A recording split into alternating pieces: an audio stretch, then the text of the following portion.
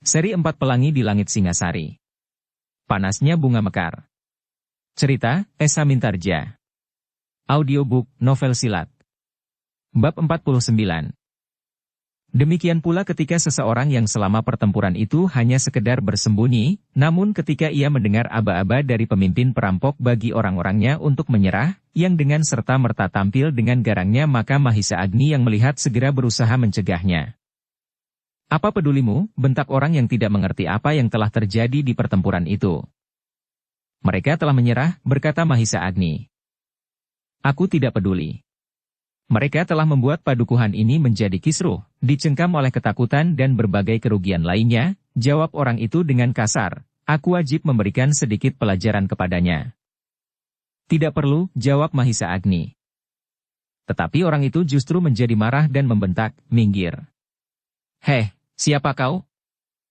Kawan-kawan orang itu pun menjadi heran. Namun mereka yang mengetahui bahwa orang itu baru muncul dari persembunyian dan berlagak sebagai seorang pemberani mendekatinya sambil berkata, "Sudahlah. Jangan membiarkan perasaanmu berbicara. Aku tidak dapat menahan diri lagi." "Heh, siapakah orang ini dan apa kerjanya di sini?" bertanya orang itu. "Ia salah seorang dari perampok-perampok itu," berkata kawannya, "tetapi ia memiliki kelebihan sehingga kami tidak berani memaksanya untuk meletakkan senjata seperti perampok-perampok yang lain." Orang yang baru muncul setelah para perampok itu menyerah itu pun menjadi bimbang. Namun kemudian katanya, "Jangan bergurau. Bukan saatnya bergurau sekarang. Aku berkepentingan untuk bertindak terhadap para perampok. Jika mereka dibiarkan tanpa ditindak, maka mereka akan merasa bebas untuk melakukan kejahatan."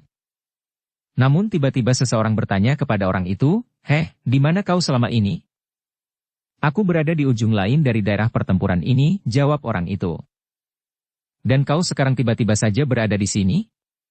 Apakah di ujung lain tidak lagi terjadi apa-apa sekarang?" bertanya kawannya yang lain pula. Orang itu mulai bingung. Nampaknya kawan-kawannya mengetahui apa yang dilakukan selama kawan-kawannya berkelahi. Dalam pada itu, kawannya yang lain mendekatinya. Sambil menggamitnya ia berkata, "Cobalah, kau tangkap orang ini." Orang itu menjadi semakin bingung. Sementara itu, terdengar suara di arah lain, "Kumpulkan mereka dan senjata-senjata mereka." Beberapa orang pun kemudian mengumpulkan para perampok yang menyerah. Nampaknya dendam masih membara di hati para penghuni padukuhan itu. Namun Mahisa Agni, Witantra dan Mahisa Bungalan minta para penghuni padukuhan itu tidak melakukan kekerasan. Namun sulit bagi mereka untuk menahan diri jika mereka melihat beberapa orang kawan mereka telah terluka. Bahkan ada di antara mereka yang parah, meskipun tidak seorang pun yang telah meninggal karena luka-lukanya. Namun di antara para perampok itu pun terdapat pula orang-orang yang terluka. Bahkan beberapa orang sedang terancam jiwanya. Ayah Genuk yang mengetahui segala peristiwa yang telah terjadi itu pun kemudian mendekati Mahisa Agni, Witantra dan Mahisa Bungalan. Ia tidak merasa malu, "Aku bersedia menerima hukuman apa saja," berkata ayah untuk mohon maaf kepada ketiga orang yang ternyata bukan orang kebanyakan itu. "Sudahlah," berkata Witantra, "sekarang kita menghadapi persoalan yang cukup gawat. Orang-orang itu harus mendapat perhatian sepenuhnya." "Lalu, apakah yang baik kami lakukan terhadap mereka?" bertanya orang yang dianggap mewakili Ki Buyut. "Biarlah mereka dikumpulkan di suatu tempat yang dapat diawasi dengan baik. Tetapi tidak ada jeleknya jika kalian bertindak dengan berhati-hati. Tidak ada salahnya pula jika mereka ditempatkan di satu tempat dengan tangan terikat. Dengan demikian kalian yakin bahwa mereka tidak akan dapat berbuat apa-apa lagi," berkata Mahisa Bungalan. Kemudian, Mahisa Agni meneruskan, "Laporkan hal ini kepada Ki Buyut yang tinggal di padukuhan yang lain. Biarlah ia datang melihat para perampok, atau biarlah para perampok yang terikat itu dibawa kepadanya. Aku masih juga berkepentingan dengan para perampok itu, karena mereka telah menyebut-nyebut nama Raja Wali Penakluk." "Siapakah Raja Wali Penakluk itu?" bertanya salah seorang penghuni padukuhan itu. "Kalian tentu belum mengetahuinya," jawab Mahisa Agni, "tetapi belum tentu bahwa mereka benar-benar mempunyai hubungan dengan Raja Wali Penakluk itu." Orang-orang padukuhan itu pun kemudian mengumpulkan para perampok dan mengikat tangan mereka. Meskipun mereka sudah tidak bersenjata, namun mereka masih tetap orang-orang yang berbahaya. Dalam pada itu, terdengar seseorang mengumpat-umpat. Sambil menunjuk ke gardu di sebelah ia berkata, 3 orang malas itu justru tidur nyenyak di gardu itu. Mereka adalah orang-orang yang harus mengawasi 3 orang yang semula kita curigai itu, namun yang ternyata kitalah yang salah menilai. Apakah kau tidak membangunkannya? Bertanya seorang kawannya. Mereka tidak mau bangun, jawab yang ditanya. Dalam pada itu, sebelum orang lain berbicara, Mahisa Agni telah mendahuluinya. Katanya, baiklah aku mencoba membangunkannya. Beberapa orang mengikutinya tanpa mengerti maksudnya. Namun kemudian dengan sentuhan-sentuhan kecil, maka ketiga orang itu pun menggeliat. Bangun pemalas, bentak orang-orang padukuhan itu. Ketiga orang itu tergagap. Kemudian mereka pun segera bangkit. Dengan nada tinggi mereka hampir bersamaan berteriak, di mana ketiga orang perampok itu? Perampok yang mana? Bertanya kawan-kawannya. Yang kami bawa ke gardu ini, jawab salah seorang dari ketiga orang yang tertidur itu. Namun tiba-tiba saja mereka melihat Mahisa Agni yang berdiri termangu-mangu. Dengan nada tinggi salah seorang dari mereka menunjuk sambil berteriak, inilah orang itu. Mana yang 2 orang lainnya? Tetapi hampir meledak kawan-kawannya tertawa. Seorang yang berkumis tipis maju selangkah sambil berkata, bangunlah. Kau agaknya telah bermimpi. Aku tidak bermimpi. 3 orang perampok telah kami bawa ke gardu ini. Seorang di antara mereka adalah orang ini, orang itu bertahan. Tetapi kawan-kawannya tetap tertawa. Yang seorang di antara mereka yang tertawa itu bertanya, siapa yang kau bawa kemari? 3 orang? Jika demikian, kenapa mereka kalian tinggal tidur saja dengan nyenyaknya? Ketiga orang itu menjadi bingung. Bahkan mereka mulai menilai, apakah mereka tidak sedang bermimpi? Cobalah, berkata seorang di antara orang-orang padukuhan itu, ingat-ingatlah apa yang telah terjadi. Kawan-kawan perampok itu. Kami bertiga harus membawa mereka ke gardu ini dan menjaganya, jawab salah seorang dari ketiga orang itu. Kalian bermimpi. Tidak ada apa-apa di sini. Kami memang meronda. Tetapi tidak ada perampok, tidak ada orang-orang yang kau maksud dan kau memang tidur sejak sore, berkata salah seorang dari orang-orang yang kemudian berkerumun. Ketiga orang itu saling berpandangan. Mereka mencoba mengingat-ingat apa yang telah mereka lakukan. Namun seolah-olah telah terjadi yang sebenarnya. Bukan sekedar mimpi. Jika mereka sekedar bermimpi, kenapa 3 orang dapat bermimpi dengan peristiwa yang sama? Dalam keraguan-raguan itu, maka kawan-kawannya pun berkata, marilah. Kita tinggalkan gardu ini. Ketiga orang itu masih bingung. Salah seorang di antara mereka pun bertanya kepada kawan-kawannya, siapakah orang ini? Kawan-kawannya memandang Mahisa Agni. Tiba-tiba saja seorang di antara mereka menjawab, mereka adalah tamu kita. Kita mempunyai 3 orang tamu. 3 orang? Maksudmu 3 orang dari kawanan perampok itu? Bertanya orang itu dengan serta-merta. Kawanan yang mana? Mereka adalah tamu kita. Tamu yang harus kita hormati, jawab seseorang. Ketiga orang itu menjadi bingung. Namun mereka pun menyesali diri mereka sendiri. Kenapa mereka telah tertidur nyenyak sekali sehingga mereka tidak tahu apa yang telah terjadi sebenarnya. Bahkan mereka merasa bahwa kawan-kawannya telah memperolok-olokkan mereka. Namun dalam pada itu, ketika ketiga orang itu sampai ke dalam lingkungan mereka yang sedang menjaga para perampok yang telah menyerah itu, mereka menjadi semakin bingung. Mereka bertiga melihat 3 orang yang harus mereka awasi di gardu sebelah. Namun nampaknya ketiga orang itu sama sekali tidak mendapat perlakuan seperti yang terbayang di dalam peristiwa disebut seperti mimpi itu. Aku tidak bermimpi, berkata salah seorang kepada kawannya yang lain pun menyahut, tidak. Aku pun merasa itu bukan satu mimpi. Tetapi orang ketiga berkata, tetapi kita benar-benar telah tertidur. Bagaimana mungkin kita tertidur? Rasa-rasanya kami memang sedang mengawasi ketiga orang itu. Mereka akan mendekati para perampok yang berada di kebun kosong itu. Kami melarangnya. Dan menurut ingatanku, mereka telah menyerang kami. Ya. Tepat. Aku ingat sekarang apa yang telah terjadi, desis yang pertama. Tetapi kenapa kita justru tidur, gumam yang lain, apakah benar semuanya itu terjadi di dalam mimpi? Tetapi perampok-perampok itu benar-benar ada, dan mereka telah tertangkap. Namun agaknya mereka tetap tidak tahu, apakah yang sebenarnya telah terjadi, dan kenapa mereka telah tertidur nyenyak. Tetapi ketiga orang itu tidak mau memikirkannya lagi. Mereka kemudian menghadapi para perampok itu yang ternyata telah menyerah dan tiga orang yang disebut sebagai tamu itu, siapapun mereka. Dan mereka pun kemudian tahu bahwa kawan-kawannya berniat untuk menyampaikan keadaan yang mereka hadapi itu kepada Ki Buyut. Ternyata bahwa orang-orang padukuhan itu telah memilih untuk mengikat para perampok itu. Tidak saja diikat tangannya, tetapi mereka kemudian diikat tangan dan kakinya pada pepohonan. Gila, geram laki-laki kasar yang masih bermimpi untuk menangkap genuk, kami tidak mau diperlakukan seperti seekor lembu. Namun seorang di antara penghuni padukuhan itu menyahut, kalian memang bukan seekor sapi. Tetapi justru karena itu, rasa-rasanya ikatan tangan dan kakinya semakin kuat. Dalam pada itu, maka beberapa orang telah pergi ke rumah Ki Buyut di padukuhan yang lain di dalam kebuyutan itu. Ketika mereka memasuki halaman rumahnya, tiga orang peronda di rumah itu terkejut. Dengan tergopoh-gopoh mereka menyongsongnya sambil bertanya, malam-malam begini kau datang ke rumah Ki Buyut. Tentu ada yang penting. Kami memang mendengar suara kentongan lamat-lamat. Tetapi kami memang menunggu. Jika ada persoalan yang gawat, tentu akan ada utusan datang kemari.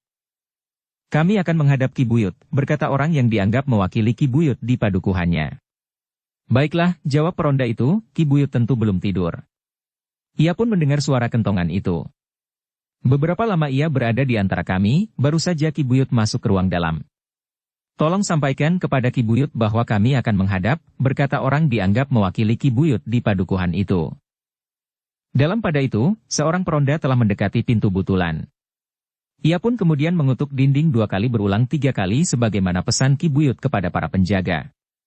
Hanya dengan tanda itu sajalah, Ki Buyut akan menanggapi. Sebenarnya lah bahwa Ki Buyut memang belum tidur. Setelah beberapa lamanya ia berada di antara para peronda, dan tidak ada seorang pun yang datang memberikan laporan, maka ia pun kemudian masuk ke ruang dalam, apalagi ketika suara kentongan semakin lama menjadi semakin reda. Namun Ki Buyut masih berpesan kepada para peronda di regol halamannya, berhati-hatilah. 2 orang di antara kalian harus lebih sering mengelilingi padukah ini, sementara 3 orang lainnya tetap berada di regol. Bawa alat isyarat. Cepat beri isyarat jika kalian melihat sesuatu yang mencurigakan. Ketika Ki Buyut kemudian mendengar ketukan seperti yang sudah dipesankan kepada para peronda itu, maka ia pun segera bangkit. Diraihnya pedang yang tergantung di dinding, di sebelah pembaringannya. Kemudian dengan tangan di hulu pedang, ia pun mendekati pintu butulan. Perlahan-lahan ia membuka pintu butulan itu sambil bertanya, ada apa? Peronda yang berada di sebelah pintu itu pun menjawab, ada orang padukuhan sebelah ujung kabuyutan ini ingin bertemu. Padukuhan di arah suara kentongan itu, bertanya Ki Buyut. Peronda itu mengangguk. Jawabnya, ya Ki Buyut. Nampaknya memang begitu. Ki Buyut pun kemudian dengan tergesa-gesa turun ke halaman mendekati beberapa orang yang telah berada di halaman. Kalian ingin bertemu dengan aku, bertanya Ki Buyut. Ya Ki Buyut, jawab orang yang mewakilinya di padukuhannya. Marilah. Naiklah ke pendapa. Aku juga mendengar suara kentongan lamat-lamat dari arah padukuhanmu. Tetapi aku menunggu keterangan. Karena tidak ada seorang pun yang memberitahukan kepadaku, maka aku pun memutuskan untuk tidur saja. Ki Buyut sedang tidur, bertanya salah seorang dari mereka yang datang. Belum. Aku belum sempat tidur, jawab Ki Buyut lalu sekali lagi ia mempersalahkan, naiklah ke pendapa. Terima kasih Ki Buyut, jawab orang yang datang itu, kami tergesa-gesa. Oh, ada apa? Apakah kalian memerlukan bantuan? Biarlah para peronda memukul kentongan. Maka dalam sekejap akan berkumpul orang-orang yang akan dapat membantumu. Mungkin mereka pun masih belum tidur di rumah masing-masing, karena mereka mendengar juga suara kentongan lamat-lamat. Tetapi mereka pun agaknya menunggu seperti aku. Dalam pada itu, 2 orang peronda yang mengelilingi padukuhan melihat tetangga-tetangganya dari padukuhan sebelah telah berada di halaman rumah Ki Buyut. Sebelum orang-orang yang datang itu menjawab, kedua orang itu pun hampir berbareng bertanya pula dengan nada sama seperti pertanyaan Ki Buyut. Ada peristiwa yang gawat telah terjadi, jawab salah seorang dari mereka yang datang itu. Kami sudah menduga, jawab salah seorang dari kedua orang peronda yang berkeliling padukuhan ini nampaknya kesiagaan telah meningkat. Di gardu-gardu para pengawal sudah siap menghadapi segala kemungkinan, meskipun sebagian yang lain, masih terdapat juga laki-laki yang lebih senang berada di dalam rumahnya. Orang yang mewakili Ki Buyut itu pun segera menceritakan apa yang telah terjadi. Mereka juga menceritakan hadirnya 3 orang yang tidak mereka kenal, yang semula mereka curigai, namun yang ternyata telah memberikan banyak pertolongan kepada mereka. Tanpa ketiga orang itu, kami sudah akan membunyikan tanda bahaya ganda untuk minta bantuan kepada padukuhan-padukuhan yang lain yang telah mendengarnya, berkata salah seorang dari mereka yang datang di halaman rumah Ki Buyut itu. Lalu, bagaimana sekarang dengan mereka? Bertanya Ki Buyut. Orang-orang yang datang dari padukuhan yang baru saja terguncang itu pun segera menceritakan lebih jelas lagi, khususnya mengenai Mahisa Agni, Witantra dan Mahisa Bungalan. Aneh, desis Ki Buyut, ada juga orang yang memiliki kelebihan itu di daerah ini. Tetapi aku kira mereka tentu pendatang yang entah karena sesuatu yang tidak diketahui orang lain, telah merantau ke daerah ini. Kami mohon Ki Buyut untuk melihat para tawanan itu. Mereka telah kami ikat pada pepohonan, berkata salah seorang di antara mereka yang datang dari padukuhan yang sedang kacau itu. Aku akan datang, berkata Ki Buyut, tunggulah, aku akan berkemas sebentar. Ki Buyut pun kemudian masuk kembali ke dalam rumahnya. Kemudian setelah membenahi pakaiannya, senjatanya dan segala keperluannya, maka ia pun kemudian turun ke halaman. 2 orang di antara kalian, ikut aku. Yang lain, jaga rumah ini baik-baik. Jika perlu, cepat bunyikan isyarat. Jangan terlambat, agar kawan-kawanmu di gardu-gardu lain dapat segera membantu. Demikianlah. Maka Ki Buyut pun segera meninggalkan halaman rumahnya bersama kedua orang pengawalnya. Sekali lagi ia berpesan agar para pengawal itu berhati-hati. Kami sudah siap menghadapi segala kemungkinan, jawab para pengawal, kentongan yang kami dengar lamat-lamat itu merupakan peringatan yang paling baik bagi para peronda malam ini. Ki Buyut mengangguk-angguk. Lalu ia pun pergi dengan langkah panjang bersama orang-orang padukuhan yang mendatanginya. Ketika Ki Buyut sampai di tempat peristiwa itu terjadi, maka ia pun menarik nafas dalam-dalam. Ia melihat bekas dari arena pertempuran yang seru. Luar biasa, berkata Ki Buyut, perampok yang jumlahnya demikian banyaknya berhasil kalian tangkap. Kami mendapat bantuan dari 3 orang yang tidak kami kenal sebelumnya, berkata orang-orang di padukuhan itu. Mereka pun kemudian memperkenalkan Mahisa Agni, Witantra dan Mahisa Bungalan kepada Ki Buyut yang mengaguminya. Luar biasa Kisanak, berkata Ki Buyut, aku sudah mendapat laporan, apa yang telah terjadi di sini. Tetapi aku tidak membayangkan, bahwa jumlah perampok itu sedemikian banyaknya dan menilik orang-orangnya dan jenis senjatanya, mereka adalah orang-orang yang luar biasa. Namun ternyata mereka dapat kalian tangkap dan bahkan telah kalian ikat. Bukan kami bertiga, jawab Mahisa Agni, tetapi kami semua yang telah terlibat ke dalam pertempuran melawan perampok itu. Kami hanya 3 orang di antara sekian banyak laki-laki dari padukuhan ini. Tetapi setiap orang mengatakan, tanpa kalian bertiga, maka orang-orang di padukuhan ini tidak berarti apa-apa. Bahkan mungkin mereka akan dibantai oleh para perampok yang garang itu, karena nampaknya para perampok telah berniat untuk membunuh sebanyak-banyaknya. Mahisa Agni tersenyum. Katanya, agak berlebih-lebihan. Namun sebenarnya lah, bahwa kami memang hanya sekedar membantu. Bantuan yang betapapun kecilnya memang terasa sangat berarti dalam keadaan yang gawat. Ki Buyut mengangguk-angguk. Namun nampaknya ketiga orang itu memang sangat meyakinkan. 2 orang yang sudah menjelang hari tuanya, sementara yang seorang adalah seorang anak muda yang perkasa. Apapun yang telah terjadi, berkata Ki Buyut, kalian adalah orang-orang yang pantas dihormati. Kami ingin mempersilahkan kalian tinggal di rumah kami untuk beberapa lamanya. Terima kasih Ki Buyut, jawab Mahisa Agni. Namun sementara itu, ia berkata pula, mungkin Ki Buyut tertarik pula untuk memperhatikan para perampok itu. Ya. Aku ingin membawa pemimpinnya ke rumahku. Aku ingin berbicara dengan orang itu, sahut Ki Buyut. Ki Buyut, berkata Mahisa Agni, jika Ki Buyut tidak berkeberatan, aku ingin mendapat kesempatan untuk berbicara dengan mereka, khususnya dengan pemimpinnya.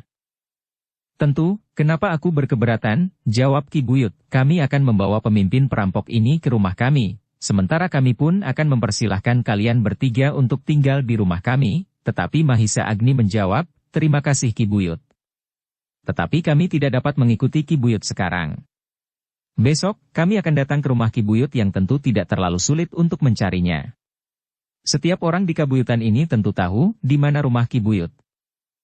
Kenapa besok? Bertanya Ki Buyut. Mahisa Agni termangu-mangu sejenak. Namun kemudian jawabnya, kami tidak dapat mengatakan kenapa Ki Buyut. Tetapi masih ada kewajiban kami yang harus kami lakukan. Malam ini, desak Ki Buyut. Mahisa Agni menarik nafas dalam-dalam. Namun kemudian katanya, kami mohon maaf. Besok kami akan datang kepada Ki Buyut. Sekarang kami justru akan mohon diri. Tunggu, beberapa orang hampir berbareng mencegahnya, jangan pergi. Aku tidak pergi. Besok aku akan berada di sini lagi. Mungkin di kedai di pinggir jalan itu. Tetapi yang jelas, aku akan berada di rumah Ki Buyut untuk berbicara dengan pemimpin perampok itu, jawab Mahisa Agni. Orang-orang itu tidak dapat mencegah lagi. Karena itu, maka ketika ketiga orang itu memaksa meninggalkan padukuhan, laki-laki yang hampir saja kehilangan anak perempuannya itu sekali lagi datang kepada mereka untuk mohon maaf dan sekali lagi mengucapkan terima kasih. Witantra tersenyum sambil menjawab, jaga anakmu baik-baik. Orang-orang padukuhan itu kemudian melepaskan Witantra dengan perasaan yang aneh. Hampir saja terjadi salah paham. Namun untunglah bahwa ketiga orang itu cukup sabar menghadapi mereka, sehingga ketiga orang itu tidak justru memusuhi mereka. Meskipun yang paling muda di antara ketiga orang itu hampir kehilangan kesabaran, namun kedua orang yang lebih tua itu berhasil mencegahnya. Dalam pada itu, maka Ki Buyut pun memerintahkan membawa pemimpin perampok itu ke rumahnya, sementara para perampok yang lain diserahkan untuk sementara kepada orang-orang padukuhan itu. Pada saatnya mereka pun akan diambil oleh Ki Buyut dan persoalan mereka akan diselesaikan pula. Dalam pada itu, Witantra, Mahisa Agni dan Mahisa Bungalan pun berada kembali di tempat mereka berlindung. Mereka kembali ke tempat kuda-kuda mereka disembunyikan. Besok kita pergi ke rumah Ki Buyut, berkata Mahisa Bungalan. Ya. Besok kita akan sempat bertanya kepada pemimpin perampok itu. Apakah hubungan mereka dengan Raja Wali penakluk, sahut Witantra. Namun artinya tidak akan menentukan apa-apa lagi, berkata Mahisa Agni, nampaknya mereka adalah bekas para pengikut Raja Wali penakluk yang sudah ditinggalkannya. Agaknya Ki Dukut tidak akan kembali kepada mereka, setelah Ki Dukut berhubungan dengan orang-orang berilmu hitam. Semula, ia masih mempertimbangkan banyak kemungkinan, dan ia menganggap bahwa para perampok masih lebih baik dari orang-orang berilmu hitam yang pada umumnya juga perampok besar, yang dibekali sifat-sifat yang agak lain dari kebanyakan orang. Witantra mengangguk-angguk. Katanya, kau benar.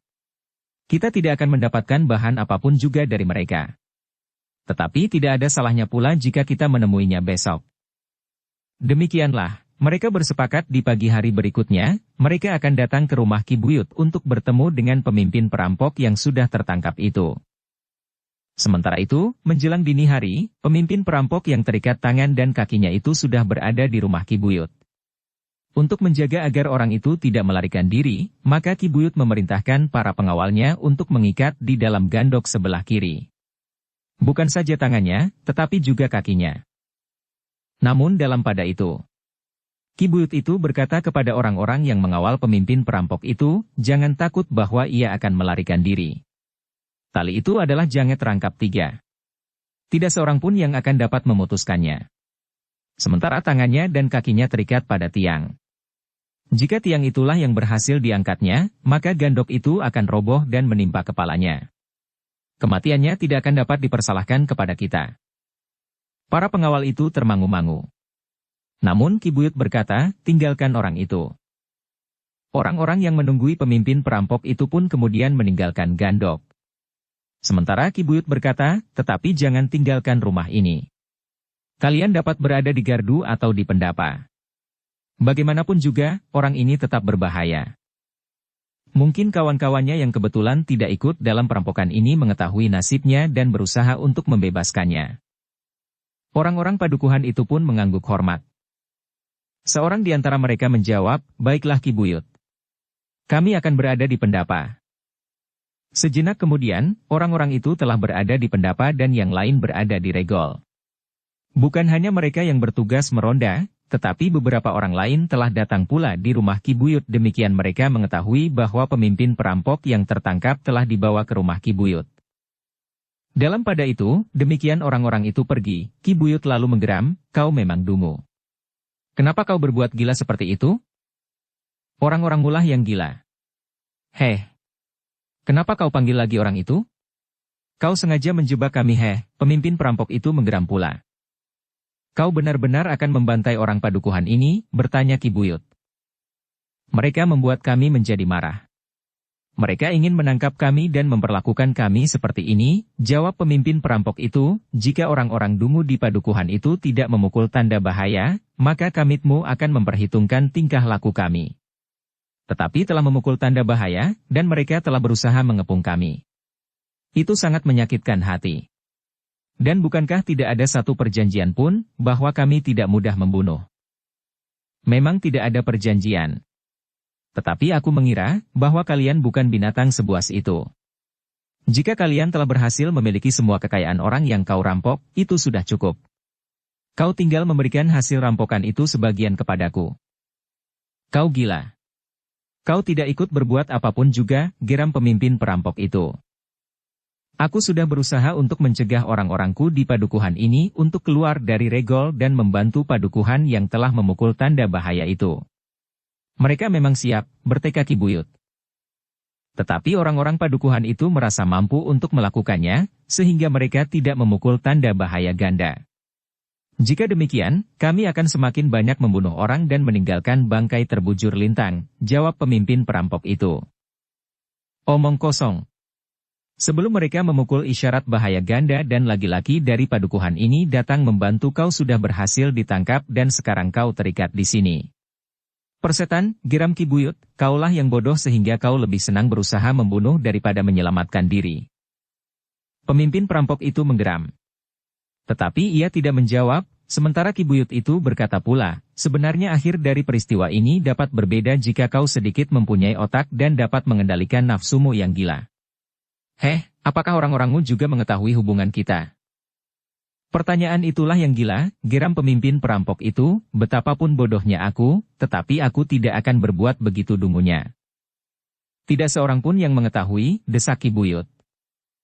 "Tentu tidak," jawab pemimpin perampok itu. Ki Buyut pun mengangguk-angguk. Lalu katanya, "Tidak boleh seorang pun yang mengetahui rahasia ini. Terakhir kita bekerja bersama kira-kira setahun yang lalu. Orang-orang sudah melupakannya, karena yang kita lakukan kemudian sama sekali tidak menyangkut kebuyutanku sendiri. Sekarang, di saat aku mengisyaratkan kepadamu, bahwa kerjasama ini dapat dilakukan lagi, kau telah berbuat begitu bodohnya. Lepaskan aku. Aku akan berbuat lebih baik di hari kemudian," pinta pemimpin perampok itu. "Gila. Jika ketiga orang itu datang kepadaku, apa kataku jika kau aku lepaskan?" Ki Buyut itulah yang menggeram. "Kau pun ternyata terlalu bodoh. Kau dapat mengatakan bahwa aku berhasil melarikan diri. Aku akan dapat membuat bekas-bekas seperti itu. Aku akan memutuskan tali pengikatku, dan aku akan dapat memecah dinding ruangan ini," sahut pemimpin perampok itu, "kemudian aku akan melarikan diri tanpa dapat dikejar oleh siapapun meskipun hari telah terang.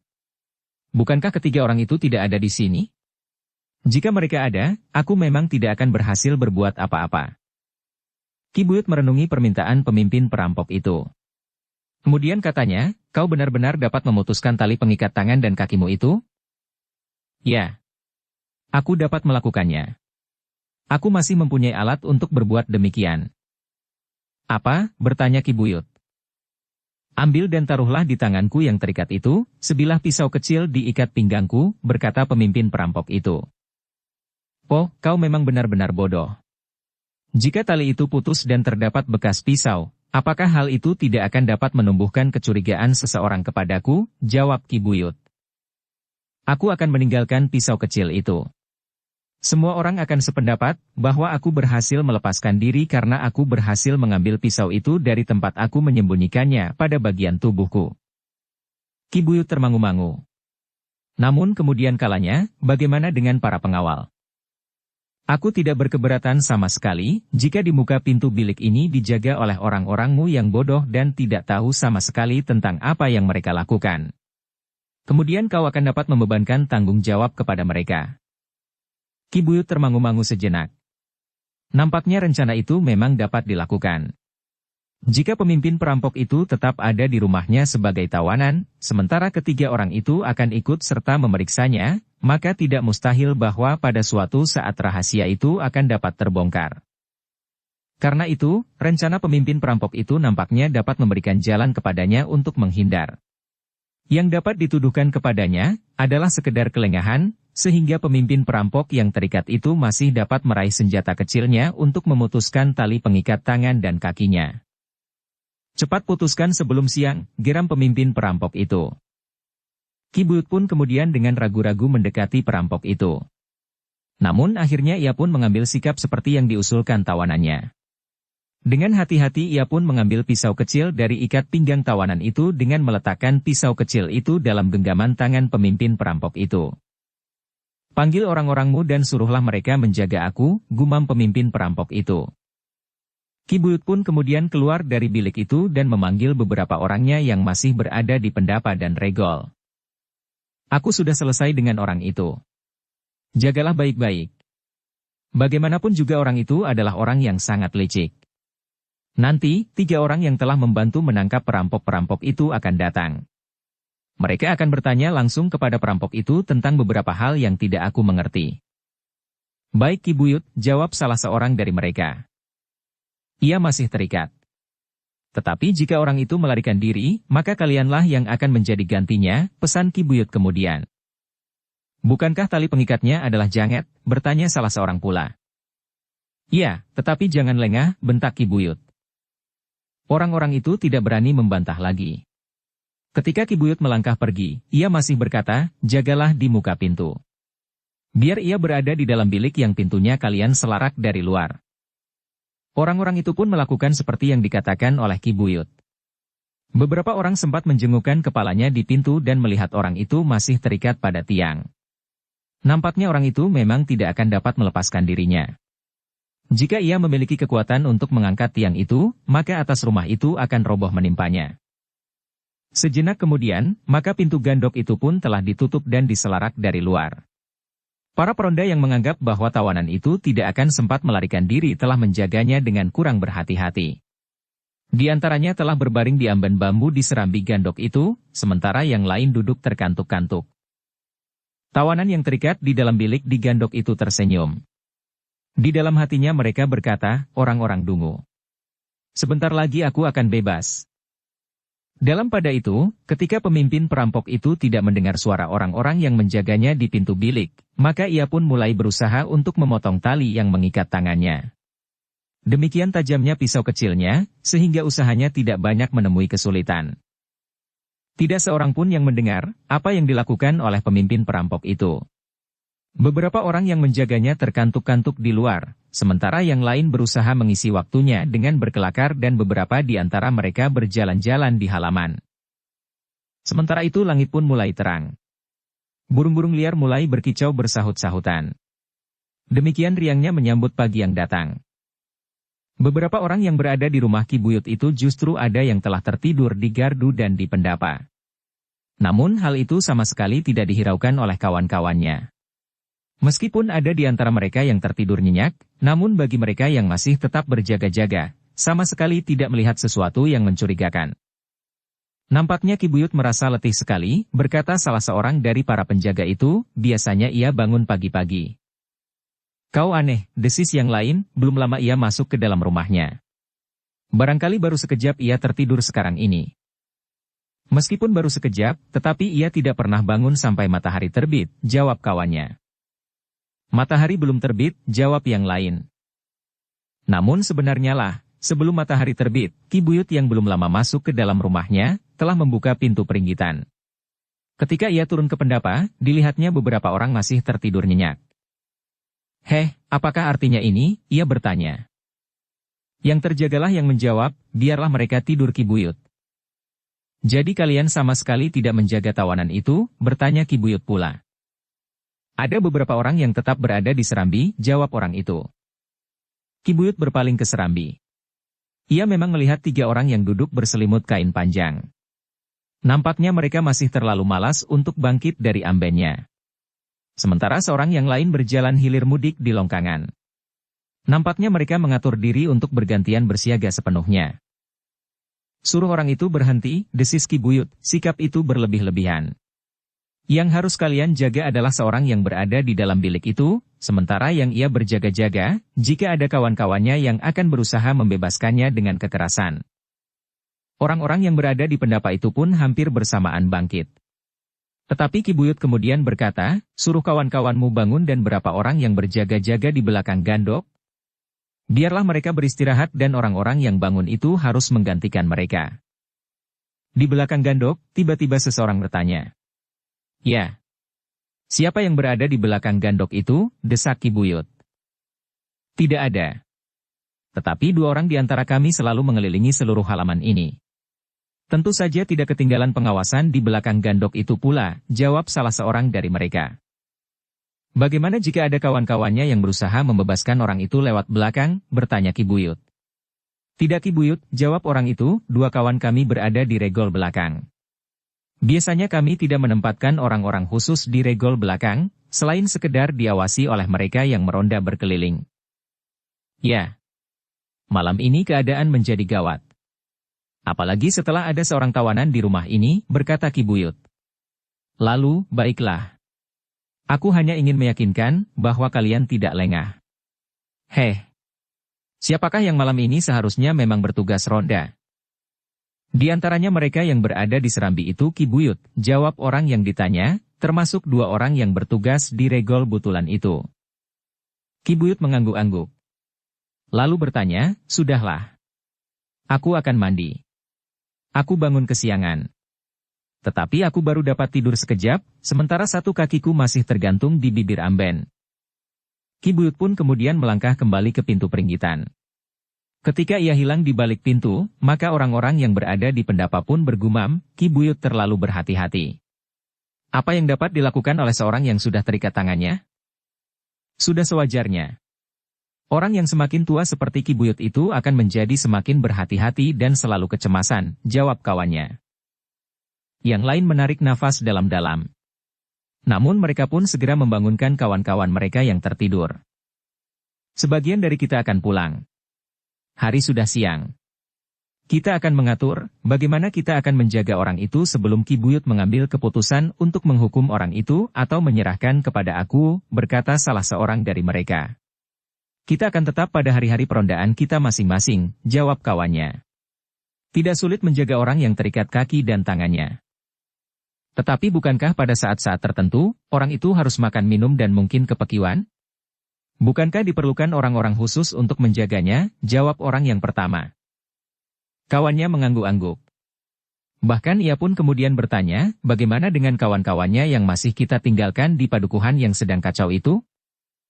Pada saatnya mereka pun akan dibawa kemari setelah pemeriksaan atas pemimpin mereka ini selesai dan Ki Buyut akan dapat mengambil keputusan, jawab yang lain. Demikianlah orang-orang itu pun telah mengatur diri. Pada dasarnya tidak ada perubahan saat-saat perondaan seperti yang biasa mereka lakukan. Namun dalam keadaan yang gawat itu, maka setiap malam di halaman rumah Ki Buyut itu akan ditambah dengan 4 orang peronda selama tawanan itu masih berada di rumah Ki Buyut siang dan malam. Tidak lama. Mungkin hanya selama 4 atau 5 hari orang itu sudah akan menerima hukumannya. Mungkin di kabuyutan ini, mungkin dari tempat aku, berkata salah seorang dari mereka. Dalam pada itu, ketika mereka telah bersepakat maka mereka pun berniat untuk melaporkannya kepada Ki Buyut. Sementara beberapa orang di antara mereka akan mohon diri. 4 orang akan tinggal untuk menjaga tawanan itu. Malam nanti 4 orang itu akan diganti oleh 4 orang yang lain, selain para peronda seperti biasanya. Namun sebelum orang-orang itu pergi, rasa-rasanya mereka masih ingin melihat sekali lagi, apakah pemimpin perampok yang terikat tangan dan kakinya itu juga sempat tidur. Jangan ganggu orang itu, desis salah seorang dari mereka. Aku tidak akan mengganggu, jawab kawannya, aku hanya ingin menengoknya untuk melihat, apakah ia tetap seperti saat kita mengikatnya. Yang lain tidak mencegahnya. Bahkan ketika orang itu membuka selarak pintu, beberapa orang telah mengerumuninya untuk dapat melihat tawanan itu pula. Tetapi demikian pintu itu terbuka, beberapa orang terpekik karenanya seorang yang berdiri di paling depan bahkan berteriak nyaring, "Gila, orang itu telah melarikan diri." Teriakan itu terdengar oleh para peronda yang lain, sehingga mereka pun telah berlari-lari ke pintu. Sebenarnya lah bahwa pimpinan perampok itu telah tidak berada lagi di tempatnya. Ki Buyut yang diberitahu pun segera berlari-lari memasuki bilik gandoknya. Sambil menghentakkan kakinya ia menggeram, "Anak iblis, bagaimana mungkin ia melarikan diri?" Para peronda itu pun menjadi pucat. Rasa-rasanya mereka akan dibebani oleh pertanggungan jawab atas hilangnya pemimpin perampok itu. Suatu hal yang bagi mereka tidak akan mungkin terjadi, namun mereka tidak dapat mengingkari kenyataan bahwa pemimpin perampok itu memang sudah tidak ada di tempatnya. Sementara itu, Ki Buyut dan para peronda yang melihat keadaan di dalam bilik yang sudah ditinggalkan oleh para perampok itu tinggal dapat menemukan tali yang sudah terputus dan sebilah pisau belati kecil. Ia berhasil memutuskan jangat dengan pisau yang tajamnya bukan buatan, desis seseorang. Ki Buyut memungut pisau itu sambil menggeram, "Kalian kurang berhati-hati." Kata-kata yang singkat itu membuat setiap orang menjadi berdebar-debar. Mereka sadar bahwa Ki Buyut tidak hanya akan mengatakan hal itu tanpa ada tindakan berikutnya. Bagaimana mungkin ia dapat menggapai pisau, tergeram Ki Buyut kemudian. Para peronda hanya saling berpandangan. Seorang dari mereka bergumam, mungkin ikatan itu mengendor, dan jari-jarinya berhasil menggapai pisau kecil yang terlepas dari usaha melucutinya. Kawannya mengangguk-angguk. Segala macam perkiraan memang dapat disebutkan. Tetapi kenyataannya sudah pasti, orang itu telah melarikan diri. Namun dalam pada itu, para peronda itu telah dicengkam oleh kecemasan yang luar biasa. Apalagi ketika Ki Buyut kemudian menggeram, semua berkumpul di pendapa. Para peronda itu pun menjadi pucat. Sementara Ki Buyut masih berkata dengan suara bergetar, "Biarkan dinding yang renggang itu." Dengan demikian, akan dapat dilihat oleh siapapun yang ingin mengetahui persoalannya, bahwa pemimpin perampok itu telah berhasil melarikan diri dari hadapan sekian banyak orang dengan merenggangkan dinding kayu tanpa didengar oleh seorang pun setelah ia berhasil memotong tali pengikat tangan dan kakinya. Sejenak kemudian, para peronda itu telah berkumpul di pendapa. Di hadapan mereka duduk Ki Buyut dengan wajah yang bagaikan membara. Dengan suara bergetar Ki Buyut berkata, "Pemimpin perampok itu telah mencoreng arang di wajah kita. Dan kalian adalah orang-orang yang tidak tahu diri. Bagaimana aku berusaha memperingatkan kalian, bahwa orang itu adalah orang yang berbahaya. Sebentar lagi, 3 orang yang semalam membantu kita menangkap pemimpin perampok itu akan datang. Mereka ingin berbicara dengan pemimpin perampok, ternyata telah melarikan diri itu." Tidak seorang pun yang berani memandang wajah Ki Buyut. Siapakah yang dapat mengatakan, apakah jawabku jika orang-orang itu datang? Suara Ki Buyut mulai naik dan semakin keras. Orang-orang padukuhan itu pun menjadi semakin takut. Mereka mengerti bahwa Ki Buyut adalah orang yang lunak dan bahkan lembut. Tetapi dalam keadaan tertentu ia akan dapat menjadi kasar dan bahkan seperti kehilangan pengamatan diri. Karena itulah, maka orang-orang yang merasa tersangkut dalam pertanggungan jawab itu pun menjadi ketakutan. Sementara Ki Buyut berkata, "Kalian tinggal di sini sampai ketiga orang itu datang." Orang-orang yang merasa bersalah itu menjadi pucat. Mereka sama sekali tidak mengerti apa yang akan terjadi atas mereka. Sementara beberapa di antara mereka telah mendengar bahwa ketiga orang itu adalah orang-orang yang luar biasa. Karena itu, maka mereka pun benar-benar menjadi sangat cemas. Tetapi mereka tidak dapat berbuat apa-apa. Mereka tidak berani memaksa untuk meninggalkan rumah Ki Buyut. Sebab dengan demikian, maka kesalahan mereka akan menjadi berganda. Dengan demikian, maka dengan kepala tunduk mereka harus mendengarkan kemarahan Ki Buyut yang meledak-ledak. Dengan menggeretakkan giginya Ki Buyut berkata geram, "Untunglah, bahwa aku tetap menyadari bahwa kalian adalah keluargaku sendiri, sehingga aku dapat menahan hati. Tetapi aku tidak tahu apa yang akan diperbuat oleh ketiga orang itu. Mereka adalah orang-orang asing bagi kita. Namun mereka adalah orang-orang yang luar biasa, yang memiliki kemampuan di luar jangkauan nalar kita." Orang-orang yang merasa bersalah itu semakin merasa suatu akan dapat terjadi atas mereka. Sementara beberapa orang telah menyalahkan diri mereka sendiri, kenapa tawanan yang terikat tangan dan kakinya itu masih dapat melepaskan diri dan bahkan menghilang dari dalam bilik yang dianggap cukup kuat untuk menahannya. Bagaimana mungkin ia meraih pisau itu, bertanya orang-orang itu di dalam hatinya. Namun hal itu memang sudah terjadi. Meskipun kemudian Ki Buyut meninggalkan orang-orang itu di pendapa, namun tidak seorang pun di antara mereka yang berani meninggalkan rumah dan halaman itu. Bagaimanapun juga, kawan-kawannya tentu akan mengetahuinya, dan mereka akan datang mengambilnya di rumah dan membawa kembali ke pendapa itu. Dalam pada itu, sebenarnya lah bahwa Mahisa Agni, Witantra dan Mahisa Bungalan ingin datang ke rumah Ki Buyut untuk berbicara dengan pemimpin perampok yang telah menyebut nama Raja Wali Penakluk. Meskipun mungkin orang itu tidak tahu kemana Raja Wali Penakluk itu bersembunyi, namun mungkin orang itu akan dapat memberikan sedikit keterangan tentang orang yang disebutnya Raja Wali Penakluk itu. Karena itulah, maka setelah mereka mengemasi diri dan membenahi pakaian mereka, maka ketiganya pun telah bersiap untuk pergi ke rumah Ki Buyut ke padukuhan yang telah diberitahukan kepada ketiganya. Agaknya mencari rumah Ki Buyut adalah pekerjaan yang tidak akan terlalu sulit. Setiap orang akan dapat menunjukkan di manakah rumah Ki Buyut itu. Sejenak kemudian ketiganya pun telah turun ke jalan menuju ke rumah Ki Buyut. Sekali mereka bertanya di jalan, kepada seorang petani yang berada di sawahnya untuk mengatur air yang mengalir tidak terlalu deras di parit yang membujur di pinggir jalan. Seperti yang mereka duga, maka mereka pun segera menemukan rumah Ki Buyut yang cukup besar dan berhalaman luas. Namun demikian mereka bertiga memasuki regol halaman, mereka pun terkejut. Di pendapa rumah itu terdapat banyak orang yang duduk dengan wajah yang pucat dan gelisah. Apalagi ketika mereka bertiga memasuki halaman rumah itu. Kedatangan mereka bertiga itu pun segera diketahui oleh Ki Buyut yang kemudian dengan tergesa-gesa menyongsong mereka dan mempersilahkan mereka naik ke pendapa. Namun keheranan ketiga orang itu justru menjadi semakin bertambah-tambah. Mereka melihat wajah-wajah yang menjadi kebingungan dan sama sekali tidak seorang pun yang berani mengangkat wajahnya untuk memandang ketiga orang yang baru datang itu. Setelah menambatkan kuda masing-masing, maka ketiganya pun kemudian naik ke pendapa dan duduk di satu sisi menghadap kepada orang-orang yang nampak kecemasan dan gelisah itu. Marilah Kisanak, berkata Ki Buyut, silahkan melihat orang-orang yang dungu dan tidak tahu diri ini. Mahisa Agni mengerutkan keningnya. Kemudian ia pun bertanya, apa yang telah terjadi Ki Buyut? Bertanyalah kepada mereka. Biarlah mereka berani menyebut apa yang telah mereka lakukan, geram Ki Buyut.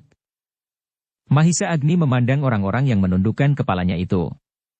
Sementara Ki Buyut membentak, ayo katakan, apa yang telah terjadi? Tidak seorang pun yang berani mengangkat wajah-wajah mereka dan mengatakan sesuatu, sehingga karena itu, maka Ki Buyutlah yang berkata hampir berteriak, mereka telah melakukan kebodohan yang tidak dapat dimaafkan. Kenapa? Bertanya Mahisa Agni. Wajah Ki Buyut telah menjadi semakin tegang. Kemudian dengan suara parau ia berkata, pemimpin perampok itu melarikan diri. Mahisa Agni terkejut. Demikian pula Witantra dan Mahisa Bungalan. Sehingga untuk sejenak mereka termangu-mangu. Itulah yang terjadi Kisanak, berkata Ki Buyut, aku menyerahkan satu orang yang telah terikat kaki dan tangannya kepada sekian banyak orang. Tetapi ternyata mereka tidak dapat mengawasinya dengan baik, sehingga orang itu melarikan diri, Witantra beringsut setapak. Sambil menarik nafas dalam-dalam ia berkata, menarik sekali. Tetapi Ki Buyut, bagaimanakah mungkin orang itu melarikan diri? Apakah ia mempunyai satu cara yang luar biasa, bahkan mungkin di luar jangkauan nalar? Marilah Kisanak.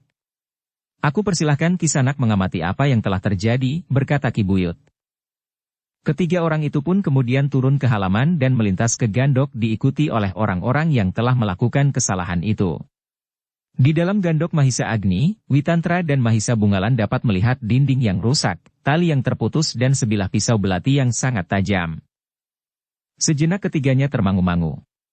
Ki Buyut dan beberapa orang yang ikut memasuki gandok itu mengamat-amati ruang yang tidak terlalu luas itu. Terutama Mahisa Agni, Witantra dan Mahisa Bungalan. Kesan yang mereka dapatkan adalah seperti juga kesan beberapa orang yang lain.